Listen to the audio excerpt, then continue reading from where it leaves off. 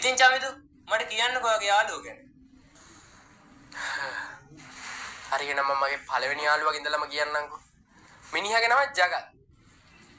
මිනිහට පුදුම අමාරුවක් තියෙන බිස්නස් කරන්න. අපි ආදරයට කියන්නේ සිලෝන් මස් කියලා. අල්ලියා මේ මත් ගොඩ යන මාත් ගොඩ යන සුපිරි බිස්නස් අයිඩියක් ආවේ. මිනිහාගේ ওই බිස්නස් වැඩ වලට මාවත් ගාව ගන්නවා. යෝ මොකක්දයි වැඩේ? මල්ලි මේකයි වැඩේ හරිද? මල්ලි ඉස්සල්ලාම යාළුවෝ තුන්දෙනෙක් හොයා ගන්නවා. හරි. ඊට පස්සේ තුන්දෙනාගේ පන්දා ගන්නවා. ඊට පස්සේ උණ්ඩ කියනවා තව යාළුවෝ තුන්දෙනා හොයාගන්න. යකෝ ඒක පිරමීඩ බිස්නස් එකක් නේ. හරි බං. ඒ උනාට අපි දැන් ගොඩ ගිහිල්ලානේ. අපි ගොඩ ඇයිද නැත්තම් උන්ට එකතු වෙලා අපි වලදායිද දන්නේ. මල්ලේ අස නැද්ද බල්ලකෝ වාහනේ ගන්න.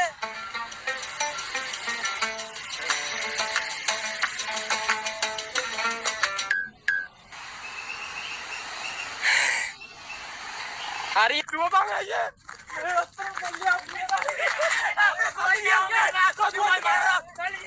වරුම් පන්නපු වැන්නේලට මට චූ යන්නත් ආවයි. දැන් මිනිස්සු දන්නවා පිරමීඩ බිස්නස් ගැන. එම තමයි බා බිස්නස් කරද්දී. මේ ඒක නෙවෙයි මට තව සුපිරි බිස්නස් අයිඩියක් ආවේ.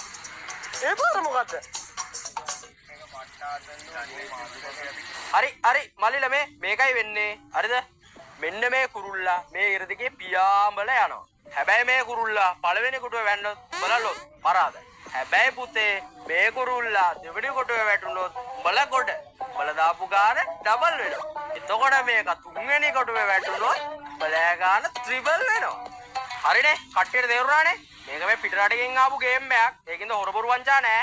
මේ 100 දාමුනේ. ඔව් සුවරුත් නෑ. මල්ලි මේ ඔක දෙවෙනි කොටුවේ වට්ටපන් ඈ.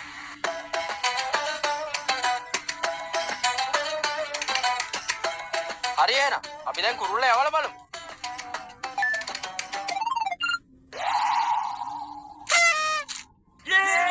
අඩේ පළවෙනි පාරෙන්ම ශාෂාඩියමයි. ඔන්න මල්ලියාට පළවෙනි පාරෙන්ම 200 තියෙනවා ඈ. මේ 500 දාමුද? දාමු දැන් නම් වැඩි ටික ෂුවර්.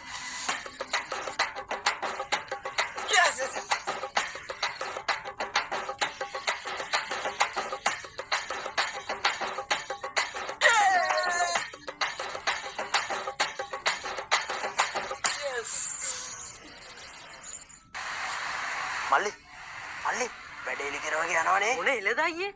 තියෙන සල්ලි ටික ඔක්කොම යනවනේ අපේ. ඔබ බය වෙන්නේ නැතුව ඉඳපන්කෝ. මුන් සල්ලි වලට පට්ට පෙරේතයි බං. මුන් තව ටිකකින් ওই සල්ලි ටික ඔක්කොම දානවා. එතකොට ඉතින් පළවෙනි කොටේ වට්ටලා දාමු.